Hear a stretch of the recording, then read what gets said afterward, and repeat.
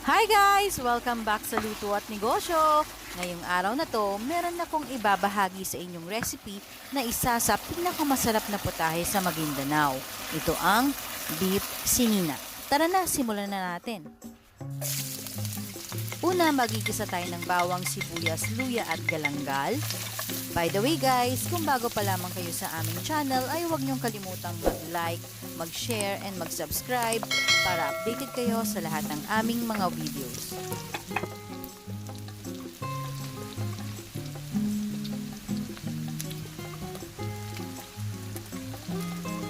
Isunod natin ang ating baka na hiniwa ko lang ng bite size. Pwede rin kayong gumamit ng kambing or baka ang ginamit ko dito. So dito, haluin nyo lang siyang mabuti, sangkutsahin mabuti. Itong recipe na to ay masarap, malinamnam, pampagana, lalo na sa mainit na kanin. Kaya naman patok na patok to sa Maguindanao. Then naglagay ako ng salt. Yung exact measurement, ilalagay ko na lang sa description box.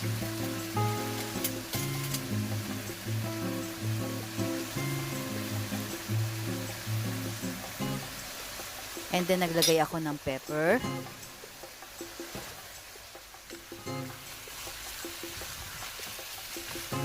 So, haluin lang natin siyang mabuti. Sobrang dali lang ng recipe na ito at alam kong kayang-kayang gawin ninyo sa bahay.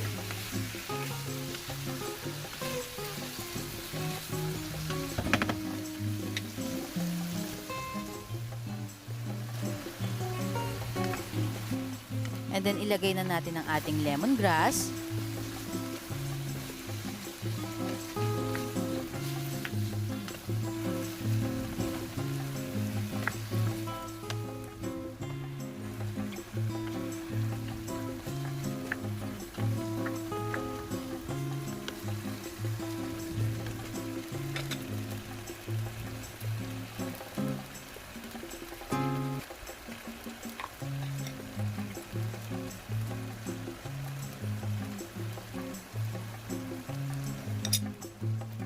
And then maglagay tayo ng 1 tablespoon of turmeric powder.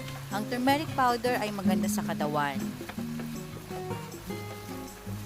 So haluin nyo lang siyang mabuti.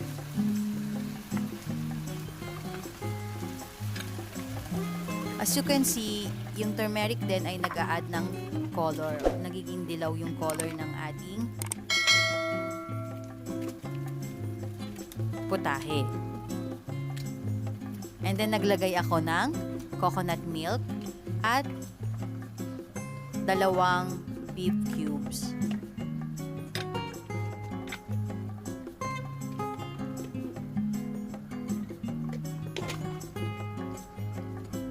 Then, nag-add ulit ako ng pepper.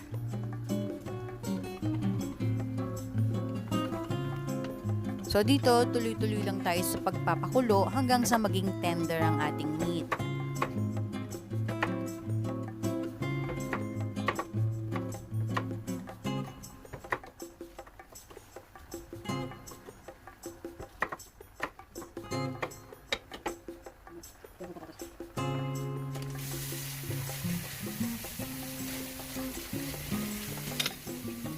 Subukan ninyo itong recipe at pwede nyo ilagay o idagdag sa inyong mga putahe or kung gusto nyo siyang gawing negosyo ay talagang patok na patok ito dahil sobrang sarap at hindi kayo magsisisi.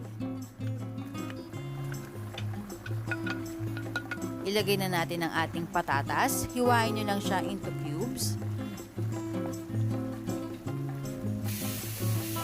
And then, pwede rin kayo mag-add ng carrots kung gusto niyo. Sa akin, hindi na ako naglagay ng carrots.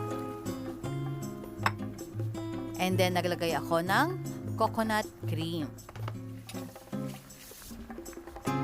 So, ito, tuloy-tuloy lang tayo sa pagpapakulo hanggang sa makita na natin yung consistency na hinahanap natin. Yung medyo lumalapot na siya at nakikita natin na nagmamantika na.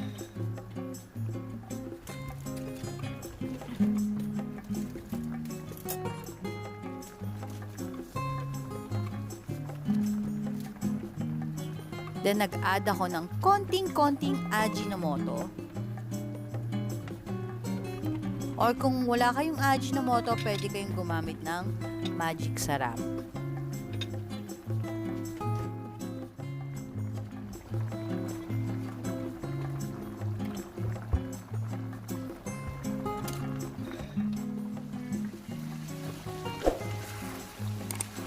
So, as you can see, nakikita nyo na iba na yung color niya, nagkulay brown na siya. Tapos, sobrang bango niya guys, and talagang nakakatakam and sobrang sarap.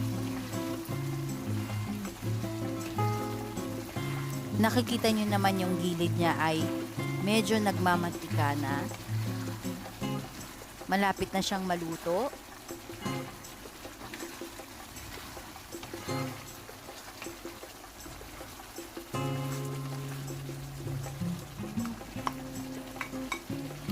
And then, pwede na natin ilagay ang ating sili. Pwede rin kayong gumamit ng siling labuyo. Yung sa akin, siling verde lang para hindi ganun kaanghang.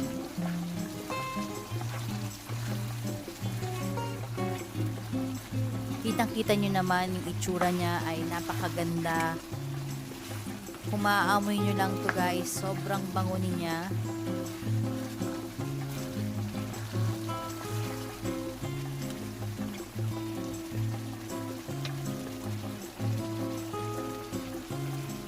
So, nire-recommend ko sa inyo na gayahin nyo to dahil sobrang sarap at sobrang dali at alam kong kayang-kayang nyong gawin sa bahay.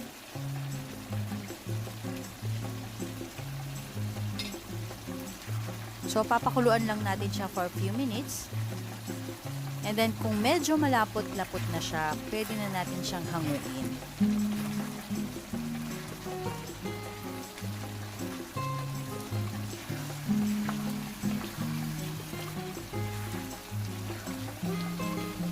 So, dapat ganyan yung magiging kulay niya na medyo madilaw na may pagka-brown kasi nga naglagay tayo ng turmeric powder. So, ganyan dapat ang magiging texture niya. So, ito na ang ating beef sinina. I hope you enjoy watching this video. See you next time. Bye!